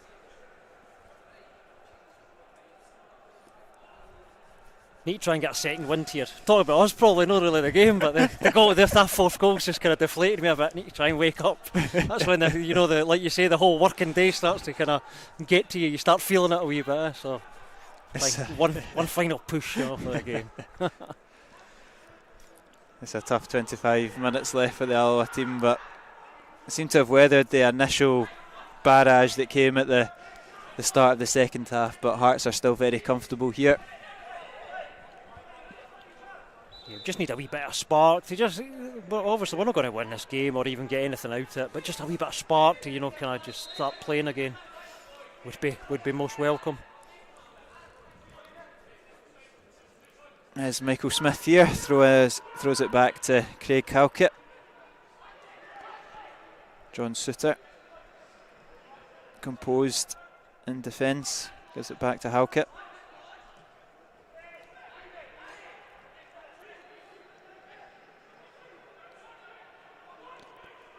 Hearts enjoying comfortable possession here. Halliday at the halfway line.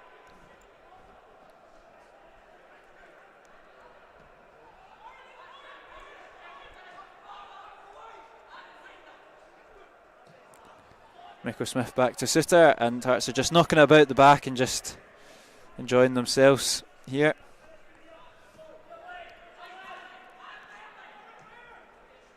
McInnes maybe looks to go forward, but opts to go back to Smith, and once again it's just from one centre back to the other centre back and back again.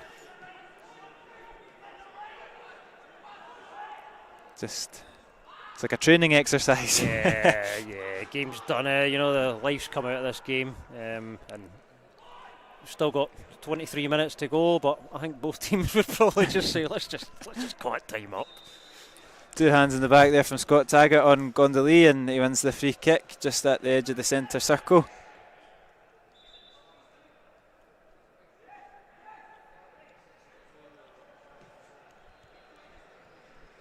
Here is Andy Halliday here, coming down the left-hand side with not much intent, opts to go back once again.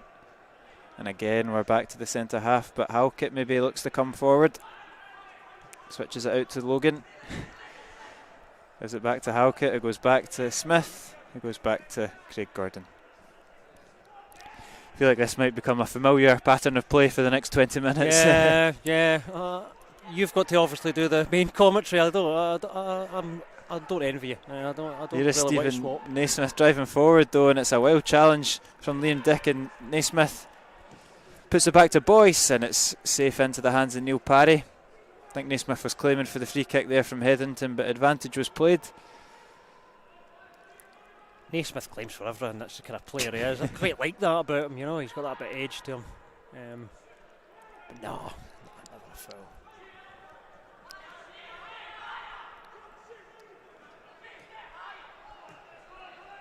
Hearts just knocking it about the defence again.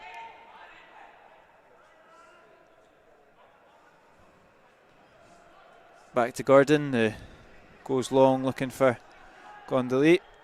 Backs right into it. Yeah. Andy Graham, no foul given, but enjoys the physical side of the game, does the Hearts number 9.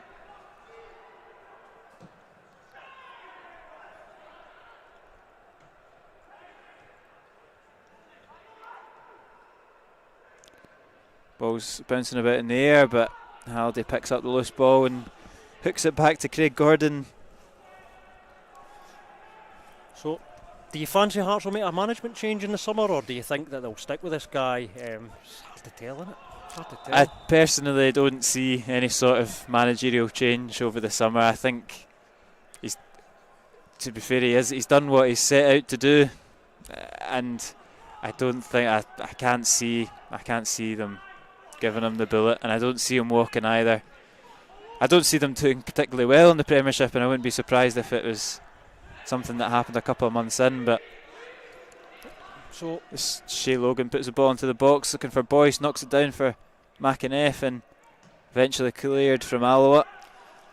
So it's a hard one, because I know we said it last Hearts game, I'd have liked to see Daniel Stendhal in the Championship. I thought he'd been brilliant. The way they kind of seemed to be, he was trying to implement that kind of style of play, and just his charisma and that. He seemed a good guy in that. I thought he'd been really a good character to have in the Championship. Instead, they opted to. That's a great ball from Naismith over the top. McInnes controls it well.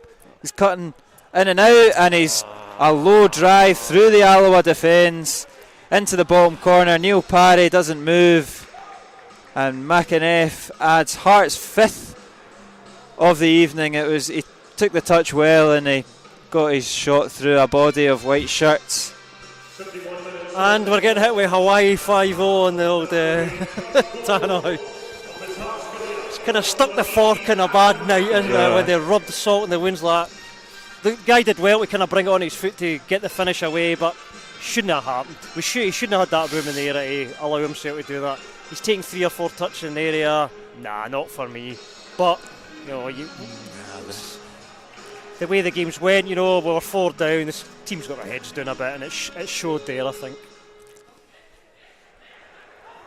Yeah, it's 5-0. It's 20 minutes to go, and you can guarantee the Hearts guys are absolutely loving this.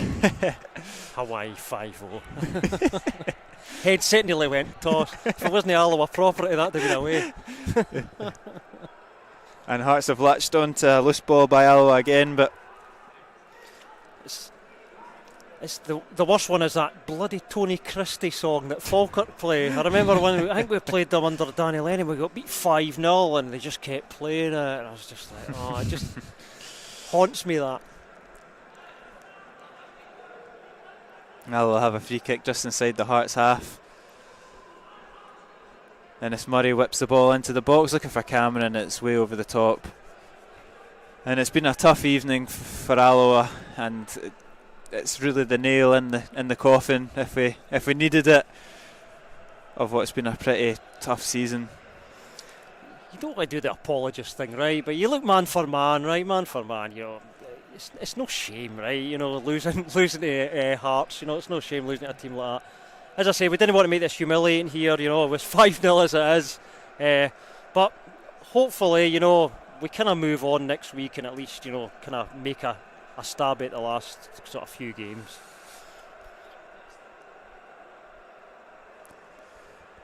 There's a throw in here for Alloa just in front of the Hearts technical area, as the home side look like they're going to line up their second change of the evening.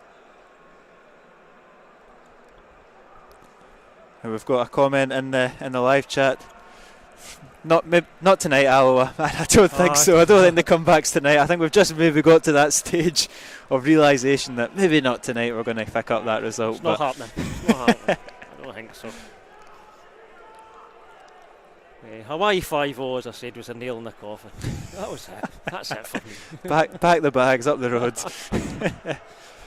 Hearts have possession here in the defensive third once again, and McInnes, the goal scorer of the 5th, looks up, finds Naismith just beside the Alloa half. On the right to Logan, forced back to Michael Smith.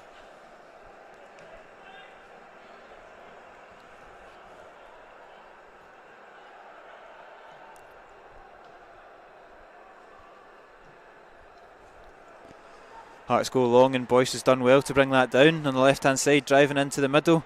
Shea Logan's in acres of space here on the right, but Murray reads it well, and Hetherington gets in front of Haring, and Alloa come out with possession. Scugo with a neat wee turn there, but Peter Haring he's controlled everything in the middle of the park there, and he dominates that ball off of Stefan Scugo, and Hearts have possession once again. McInnes puts it out on the left to Suter.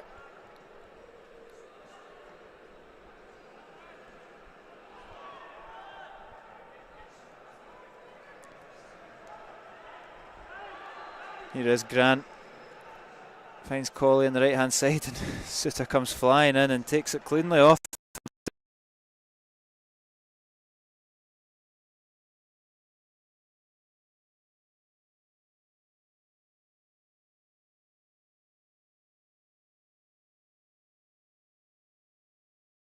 And again, just Hearts bouncing it about the defence.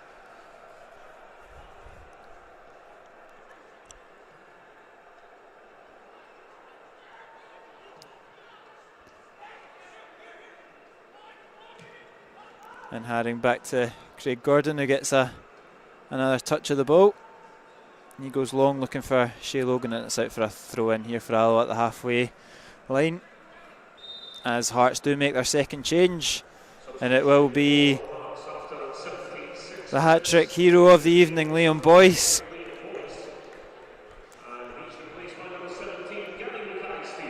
Coming on for Gary Mackay-Steven, who we were talking off air, hasn't quite lit it up since joining Hearts in January. Just the 1 goal and the 1 assist to his name, Gary Mackay-Steven. Yeah. I mean, he's a wide player, so you get inconsistency with that. You know, he's talented, as we know. We've seen him play for, obviously, Dundee United, Celtic. You know, he's a talented player, but I think he needs to do a bit more. I've not really seen him produce much for Hearts so far. Robertson is snuffed out by John Suter, but the linesman has flagged for a free kick, and it's a free kick here on the right hand side, in line with the penalty box, or just a wee bit further out. It's an opportunity just to get a consolation, give us something to shout about here in the entry. Stephen Hetherington and Innes Murray over it.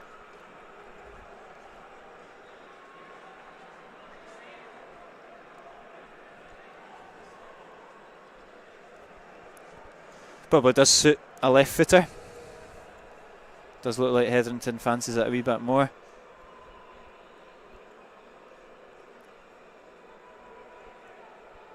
Free kick to come in from the far side once Stephen McLean is ready. Will be Innes Murray, and it's poor, and it's evaded everybody, and it's out for a throw in here in the far side, right at the corner flag, and sums up the evening, doesn't it? It's not challenged anybody, it's not even invited. No. An opportunity for a header. I mean, everybody runs near post there, and Innes Murray plays far post. Not criticising Murray too much, you know. Obviously, you know, it was just a bit of an over-hit, but yeah, as you said, sums it up, really. Sums it up very well. And I think the reaction of Peter Grant slumping back in his chair is all that needs to be said for that free kick for Alloa.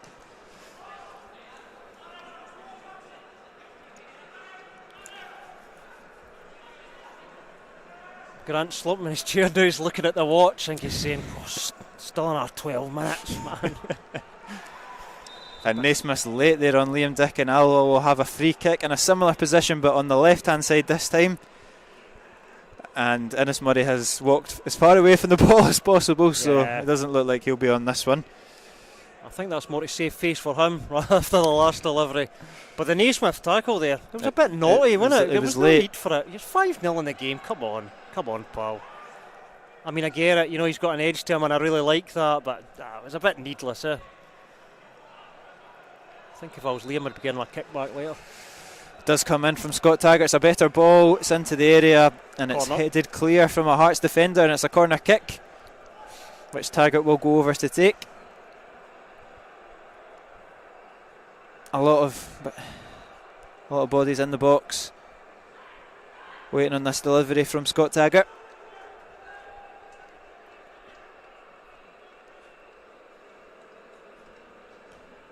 It's a decent ball into the 6-yard box, punched clear by Craig Gordon, only as far as Hetherington, who looks to clip it into Kevin Colley.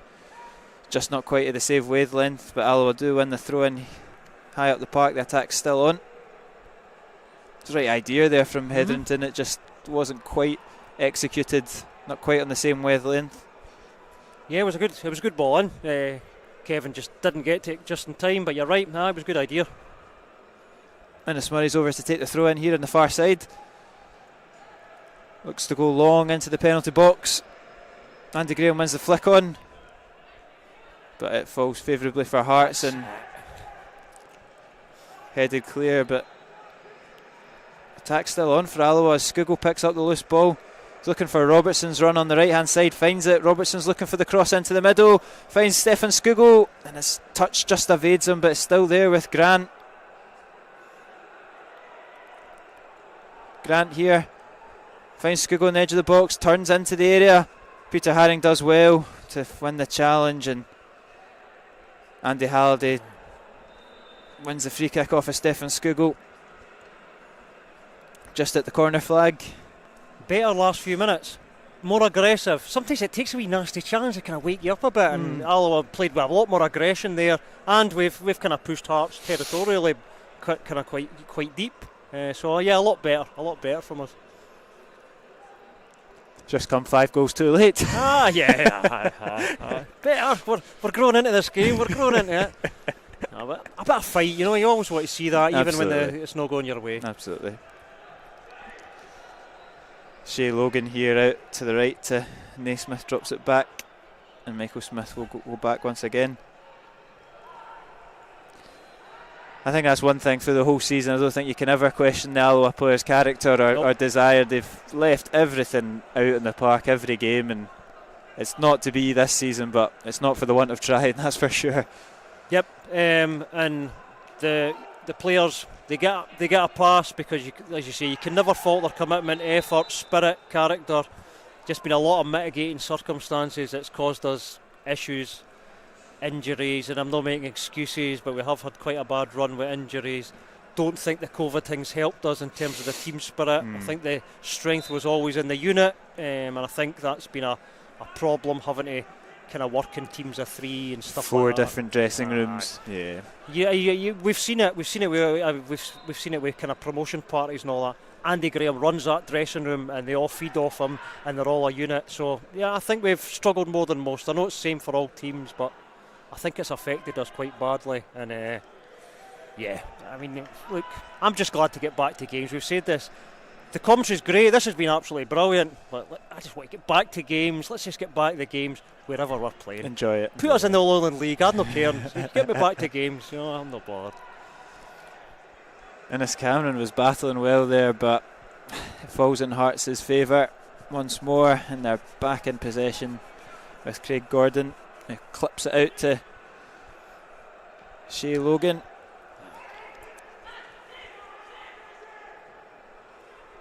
And you find Stephen Naismith, who's driving forward. Alloa have got a few bodies forward, so there is space here. Naismith. Suter out on the left to Halliday.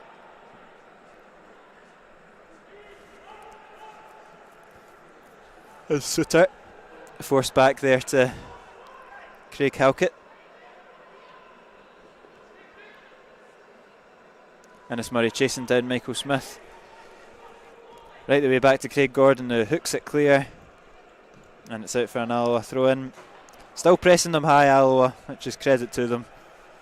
Yeah, they haven't totally given up, and they're actually, as I said, I think a few tackles kind of woke them up a bit, and they're thinking, right, let's have a go at them here. But at least we're still going here. And John Souttar's evening is over. Like I say, first bit of football since January 2020.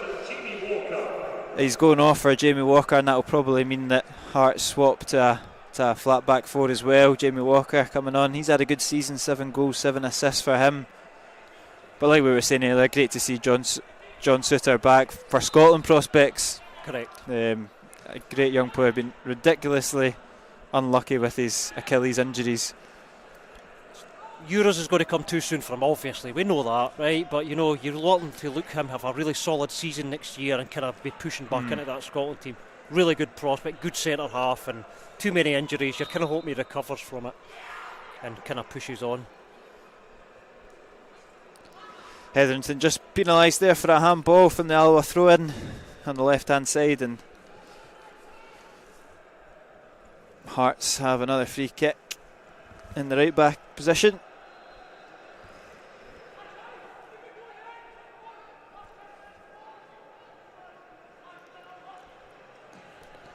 Craig Gordon looks for Gondoli. He's up against Andy Graham. Another good tussle, but the Hearts forwards come out on top, put it on the right to Logan, who's whipped into the 6-yard box, and McInnes can't quite scramble over the line. Neil Parry does well, and it's still there, and it's Michael Smith's header has hit the top of the net, and somehow it's not 6-0. It was a good save by Parry, to be honest, on the goal line. I know it was a bit of a scramble there, but there was a good save in amongst all that, but you're right, it could easily been a 6 there.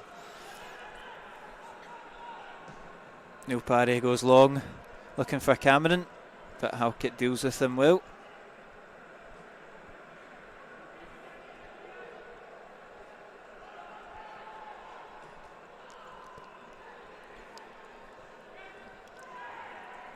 Target here deep in the Alloa half.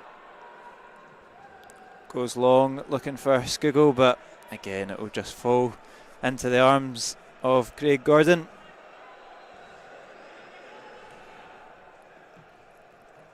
Good pressing there from Alloa, and Liam Dix nipped to there in front. He fancies the shot, and it's high and wide, but worth the effort there from Liam Dick. One for the stats.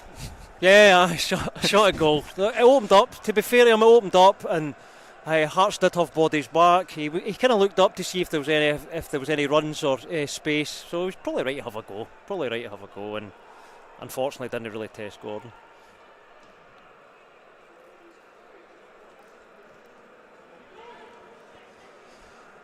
Haring goes long, looking for Jamie Walker, but Robertson sweeps that up and clears it only as far as Halliday though. Good battle though from Grant to win back possession from Alloa. And here's Ennis Murray with acres of space here in the centre of the park. He's driving forward. Does he fancy a shot? He skips past Halkett. He skips past Halliday.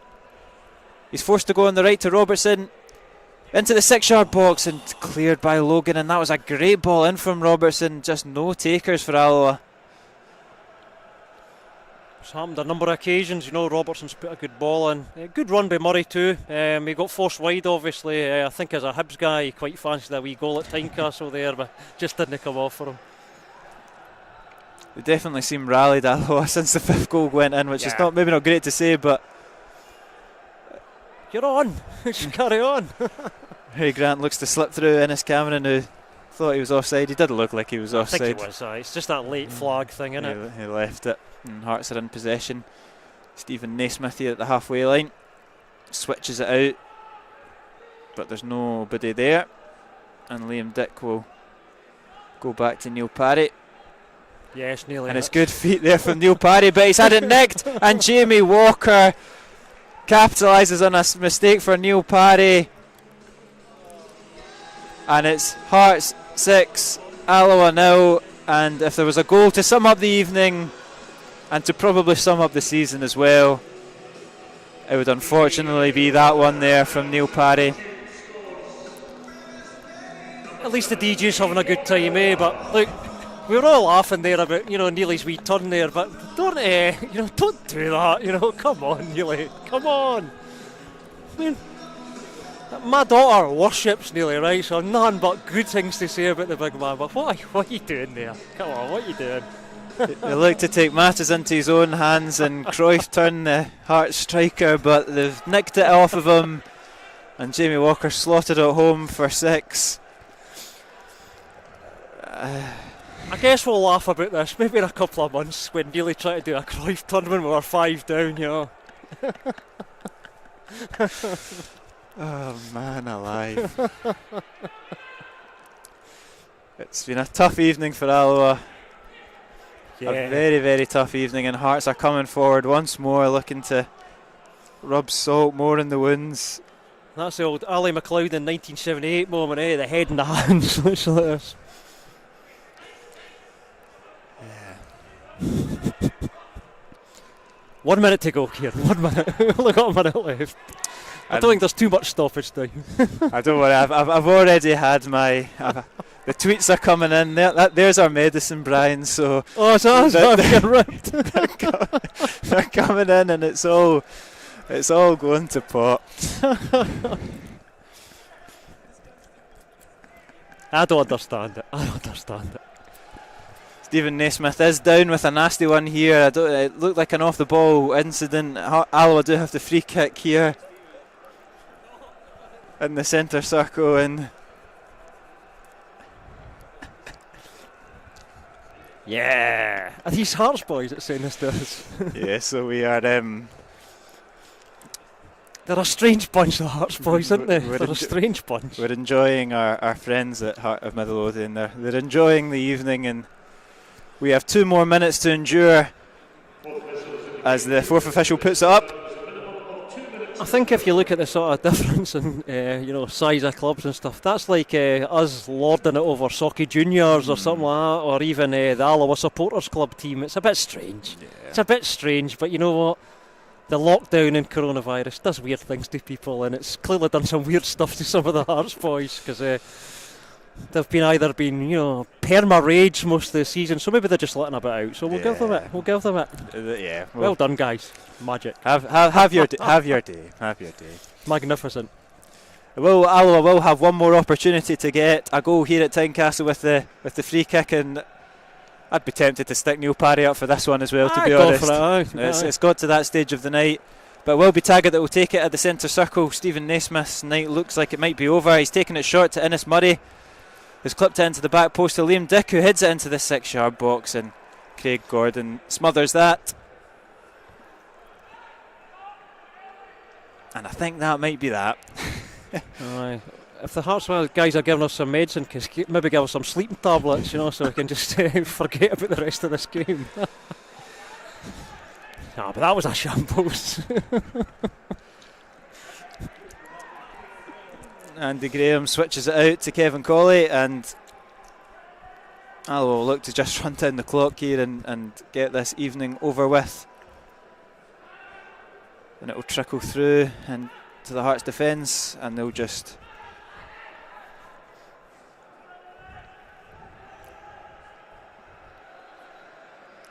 Halliday goes long looking for Gondoli. Knocked out for a throw in here as we approach the final seconds of this Friday night game.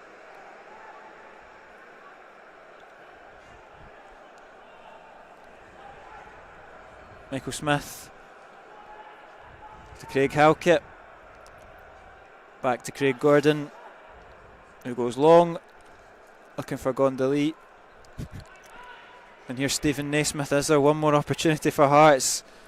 Andy Graham sniffs that one out, but it's still there with Walker at the edge of the box, clips it in. Jamie Walker with another opportunity to cross it in. Gondoli wins the header, but he's said to be towering over the Alloa defender. I think that will be that.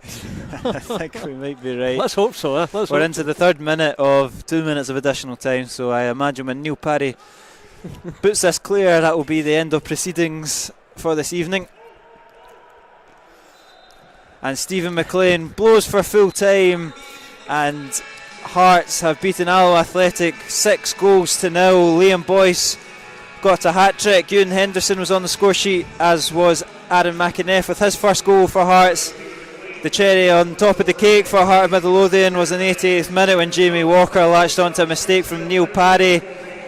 The game petered out. Hearts strolled it at the end, and Alloa remains 7 points adrift at the bottom of the table, 19 goals worse off than Greenock Morton, who are sitting in 9th position.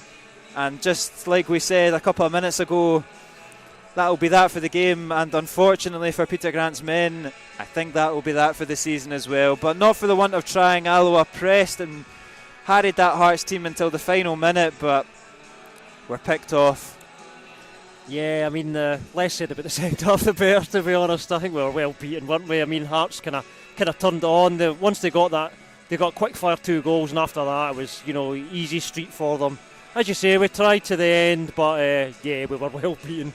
And when your goalkeeper's doing Cruyff turns at 5-0, never ends well. But no, let's move on. Let's just move on to next week. We move on to next week. We are at home to Wraith Rovers. We've got 3 games left in the Scottish Championship. We'll be live on Wasps TV as normal. We'll be back with the live coverage of the visuals as well. This has been slightly different here with audio only. We've enjoyed the live chat, we've enjoyed our friends at Heart of Midlothian, and we've enjoyed our medicine tonight, Brian, but that will be that. Thank you very much for joining us here. Thank you, Brian, for joining me tonight at Tynecastle. No, thanks, Kieran. Listen, even though the game was 6-0 and that, sitting in this ground, as high as we are, watching, great view of the game, still enjoyed it, maybe up till about 60 minutes, started to tail off a bit, but no, it was still a really good night, so thanks. No, thank you very much for joining us on Wasps TV. I hope you can enjoy the rest of your night. Good night.